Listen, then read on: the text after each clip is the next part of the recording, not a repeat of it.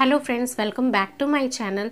आज इस वीडियो में मैं आपको ये बताने वाली हूँ कि आप अपने बच्चे का स्टडी रूटीन किस तरह से मेंटेन कर सकते हैं, किस तरह से उनका एक रूटीन बना सकते हैं पढ़ने का।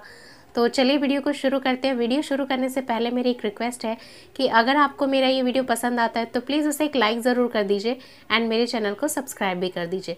तो चलिए वीडियो को शुरू करते हैं। बहुत कम बच्चे होते हैं जो सिंसियरली बैठकर पढ़ाई करते हैं मम्मी पापा के कहने पर, बट बहुत से बच्चे ऐसे होते हैं जो बैठकर पढ़ना बिल्कुल भी पसंद नहीं करते।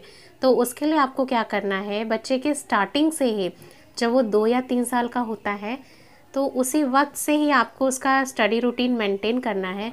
और किस तरह से मेंटेन करना है, किस एज के बच्चे को क्या सिखाना है, वो मैं आपको बताने वाली हूँ। तो अगर आपका बच्चा 2 साल का है, 2.5 साल का है, तो आपको उसको प्रैक्टिकल नॉलेज देनी है। प्रैक्टिकल नॉलेज मीन्स कि उसके आसपास जो भी चीज़ें हैं उन्हें रिकग्नाइज़ करना, उन्हें सिखाना है। अभी ABCD आप इंट्रोड्यूस ना ही करवाएं तो ठीक है, बिकॉज़ उन आसपास जो चीज़ें रहती हैं उन्हें ही बच्चा पहचान जाए, यही बहुत है उनके लिए अभी। तो आप 2 साल के बच्चे के लिए पढ़ाई में यही रखिए कि आप जो भी बच्चा हाथ में लेता है या जिस चीज़ के पास जाता है तो उन चीज़ों का नाम उसे बताइए। तो स्टार्टिंग में आपको बच्चे को यही चीज़ें सिखानी है कि आपको बेड का नाम बताना है, अलमीरा क्या है, या बच्चे टेबल क्या है, लैम्प क्या होता है। तो ये सब चीज़ें बच्चे को अभी बताना है। अगर वो किचन में जाता है और आपके वेजिटेबल्स हैं सामने उसके या फ्रूट्स रखे हुए हैं तो फ्रूट्स के नेम बताने हैं आपको। तो धीरे धीरे वो चीज़ों को आप बार बार जब बताएंगे तो बच्चा खुद ब खुद पहचानने लगेगा कि इन चीज़ों को क्या कहते हैं। तो स्टार्टिंग में आपको यही करना है। स्टार्टिंग में आपको बच्चे को प्रैक्टिकल नॉलेज देनी है, उनके आसपास की चीज़ों को रिकग्नाइज़ करना सिखाना है। देन उसके बाद जब 2.5 या 3 साल का बच्चा होता है तब आप अल्फ़ाबेट सिखा सकते हैं, नंबर सिखा सकते हैं, हिंदी अल्फ़ाबेट सिखा सकते हैं। तो आपको उसके लिए क्या करना है कि धीरे धीरे चीज़ों को सिखाना है। एक ही बार में प्रेशराइज़ नहीं करना है कि लिखो या पढ़ो पढ़ो पढ़ो, बुक ला कर देना है, ऐसा नहीं करना है बच्चे के साथ। तो मैंने जैसे अपने प्रीवियस वीडियो में बताया है कि आपको क्या करना है ABCD सिखाने के लिए, तो आप मेरे चैनल पर जाकर उस वीडियो को देख सकते हैं। तो आपको क्या करना है कि एक इस तरह का बास्केट, 3 बास्केट बना लीजिए अपने लिए। और जैसे आप ABCD सिखा रहे हैं तो ABC, मैंने तो इसे फुल कर रखा है, बट आपको क्या करना है कि अपने बास्केट में केवल 3 लेटर रखने हैं। और अगर आप 3 लेटर को इंट्रोड्यूस करवा रहे हैं, 3 लेटर रखिए। या तो आप फ्लैश कार्ड्स रख लीजिए इस तरह के, और या तो फिर इस तरह के आप लेटर अगर लेकर आते हैं तो वो रख लीजिए। लेकिन कोशिश करिए कि स्टार्टिंग में बच्चे को बहुत ही कम लेटर्स को इंट्रोड्यूस करवाना है। तो आप इस तरह के लेटर रख सकते हैं। आपको 3 बास्केट बनाने हैं। जैसे एक हो गया अल्फ़ाबेट का और नेक्स्ट हो गया आपका नंबर्स का। तो नंबर्स पे भी मैंने इसमें काफ़ी ब्लॉक्स रखे हैं और ये इस तरह के नंबर्स रखे हैं। बट आपको क्या करना है कि केवल 3 चीज़ें, या जैसे आप 5 तक सिखा रहे हैं तो बच्चे को फ्लैश कार्ड्स रख दीजिए। बच्चे की केवल फ्लैश कार्ड रखिए उसमें। अभी ब्लॉक्स तो थोड़ा बाद में सिखाइएगा, अभी केवल नंबर्स जो है फ्लैश कार्ड के ज़रिए दिखाइए। या आपने फिंगर्स पे जैसे मैंने बताया तो फिंगर्स से स्टार्ट करिए। तो केवल 5-5 मिनट का रूटीन बनाइए बच्चे के लिए कि 5-5 मिनट ही उन चीज़ों को बच्चे को दिखाना है।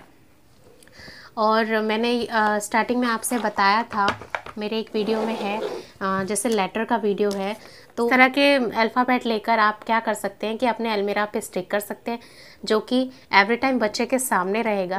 और अगर आप जब भी टॉयज़ लेने जाते हैं बच्चे के लिए तो आप कोशिश करिए कि एजुकेशनल टॉयज़ ही लें बच्चे के लिए, और जिससे कुछ सीखे। मैं यही करती थी, मैं अपने बेटे के लिए जब भी मार्केट जाती थी लेने के लिए टॉयज़, तो मैं उसमें यही चीज़ देखती थी कि उससे क्या सीखेगा बच्चा। तो कोशिश करिए कि आप अपने बच्चों के लिए एजुकेशनल टॉयज़ ही लीजिए। तो मैंने ये बताया था कि आपको इस तरह का जो लेटर मैट आता है वो बहुत ही यूज़फुल होता है। आप चाहें तो वो भी ले सकते हैं बच्चे के लिए, तो क्योंकि उस पर आप बिठाकर बच्चे के साथ खेल सकते हैं, समझा सकते हैं बच्चे को। तो ये भी काफ़ी यूज़फुल है, ये आप ले सकते हैं। तो जैसा मैंने बताया कि ये 3 बास्केट आप बना लीजिए। तो ये अल्फ़ाबेट का हो गया। नेक्स्ट है ये हिंदी अल्फ़ाबेट का। तो मैंने अपने बेटे को सिखाने के लिए यही बनाया था। मार्केट से मैंने कुछ भी नहीं लिया था हिंदी सिखाने के लिए। कार्डबोर्ड, उसी को स्क्वायर पीसेस में कट करके उस पर लिख दिया था सिंपली। तो मैंने इसको इस तरह से बास्केट रखा है। जब बच्चे को आपको सिखाना है तो आप केवल 3 वर्ण आप सिखा रहे हैं बच्चे को, तो 2 या 3 वर्ण ही बास्केट में रखिए। इतना आपको रखने की ज़रूरत नहीं है, बच्चा कंफ्यूज हो जाएगा। तो आप 2 या 3 रखिए। तो आप ऐसे ही फिर उसको सिखाइए। इस पे मैं एक डिटेल वीडियो बनाऊंगी। आपको पढ़ाई को उनको बोरिंग नहीं बनाना है। आप पढ़ाई को उसको ऐसे रिप्रेजेंट करना है जैसे आप उसके साथ गेम खेल रहे हो। तो ये 3 बास्केट आप बना लीजिए और बच्चे को टाइम टाइम पर, जैसे आप खाली हैं बच्चे के साथ खेल रहे हैं, तो केवल 5 मिनट के लिए ही इन चीज़ों को उनको दिखाइए। तो धीरे धीरे चीज़ें उनके हैबिट में आएगी कि मम्मी ये भी दिखाती है, मुझे रोज़ दिखाती है। तो वो सीखेंगे भी और एक हैबिट भी बन जाएगी। जैसे आप बच्चे को ब्रश सिखाते हैं, ब्रश करना सिखाते हैं, बच्चे को नहाना सिखाते हैं डेली रूटीन में, उसी तरह से सिंपली बच्चों को ये चीज़ें दिखानी है रोज़ रोज़ आपको। तो ये आपके ऊपर डिपेंड करता है कि आप किस तरह से बच्चे के सामने इन चीज़ों को रिप्रेजेंट करते हैं। आपको बहुत ज़्यादा प्रेशराइज नहीं करना है, बच्चे को सिंपली सिखाना है। और केवल बास्केट में 3 या 4 फ्लैश कार्ड्स रखिए और बच्चे को वही रोज़ दिखाइए। बच्चा वो सीख जाएगा। देन उसके बाद उनके नंबर्स को बढ़ाते जाइए आप। तो बस यही सब चीज़ें हैं जो आप अपने बच्चे को डेली बेसिस पे आप दिखाइए।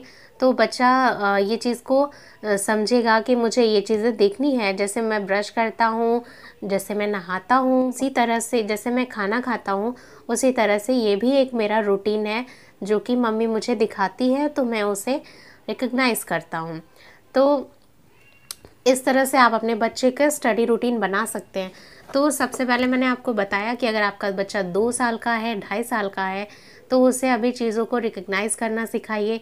देन उसके बाद आप धीरे धीरे करके लेटर्स को दिखाइए, नंबर्स को दिखाइए, वर्ण दिखाइए, जो हिंदी के लेटर्स होते हैं उन्हें दिखाइए। तो इस तरह से बच्चे का स्टडी रूटीन मेंटेन हो सकता है। आप प्रेशराइज़ मत करिए, आप ज़्यादा से ज़्यादा चीज़ों को उन्हें बताइए।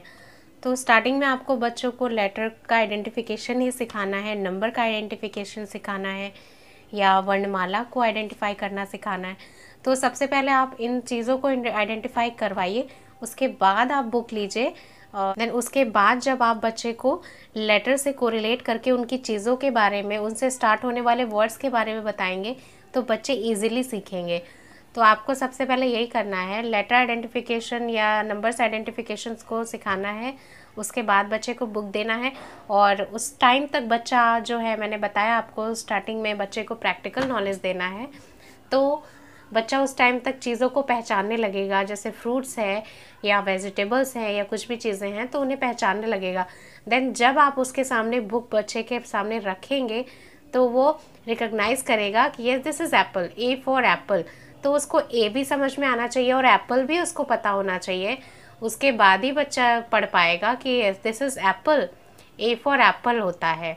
तो आपको पहले चीज़ों को भी उसके सामने, जब आप उसको फ्रूट दे रहे हैं खाने के लिए, तो बच्चे को बताकर दीजिए कि दिस इज़ एप्पल। आप एप्पल खा रहे हो या ग्रेप्स खा रहे हो। वेजिटेबल दीजिए तो वेजिटेबल्स भी बताइए कि आप कौन सी सब्जी खा रहे हो। तो इस तरह से बच्चे हैं जो धीरे धीरे चीज़ों को रिकग्नाइज़ करेंगे और फिर उसके बाद वो कोरिलेट करके उन्हें पहचान भी जाएंगे। तो आपको मेरा ये वीडियो कैसा लगा मुझे ज़रूर बताइएगा। और अगर आपको कोई कन्फ्यूज़न है या कुछ नहीं समझ में आ रहा है, देन आप कमेंट बॉक्स में मेरे लिख सकते हैं। मैं ज़रूर कोशिश करूँगी आपके प्रॉब्लम को सॉल्व करने की। Thank you so much.